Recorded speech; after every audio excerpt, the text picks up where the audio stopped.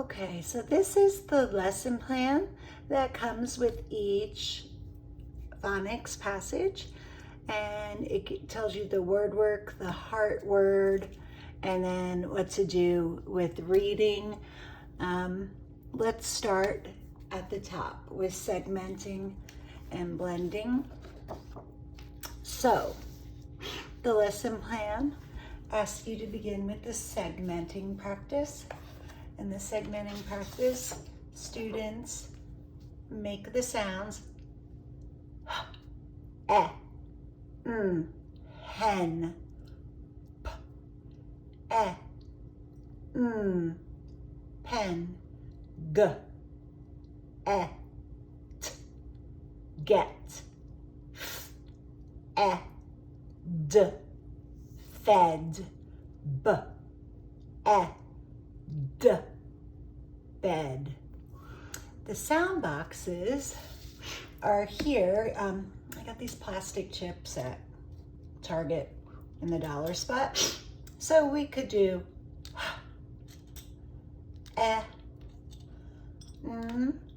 hen. We could also then say, okay, if this is hen, change the to a p. And so what the student would have to do is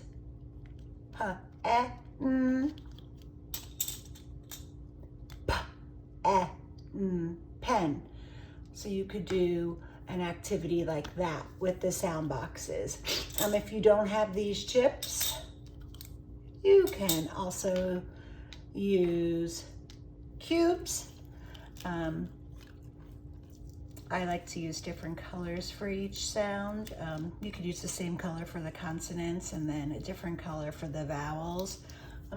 Whatever works for your students. I prefer different colors, but you could even use erasers. If you don't have any of these, you could use erasers to do like g, t, get. After the segmenting practice, it's time to practice blending. Now, segmenting is taking apart phonemes. Blending is putting them together. So it's reading words. So, and, hen, or they can just read the word pen, get, fed, bed, gen, or they could do it slowly, k, and, can, like that. I'm going to show you how to do heart words.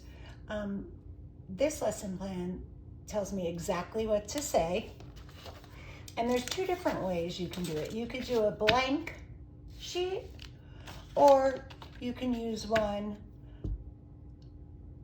with the word already on it. You could also use this as a reference. You could hang this up in the room. But let's use this page. The first thing that you're going to do is tell the child the word. So if the word is, let's say, two, you're going to ask them, what sounds do you hear in two? And then they can tap it out. T, ooh. Yes, there are two sounds in two. What's the first sound in two? T, t, t. Right. What letters do we write for a T? And then the student can write T. What sound do you hear at the end of two? And then the student will probably say ooh. And then you would instruct them that it sounds like an ooh, but it's an O. And then we'll write the O. And then say the reason two is a heart word is that the O sounds like an ooh. And we can put a heart right here. And say, t, ooh, this is the part of two that doesn't follow the rules. This is the part we need to remember when reading and writing two. T, ooh. The last part, of course, is reading the story. So at first you would introduce the story and tell students what it's about. And you can just say, this is a story about Jen, who's a hen, and Ken, who's a pig, and they live on a farm. There's 2 passages. There's one with just reading, and I use this one in class.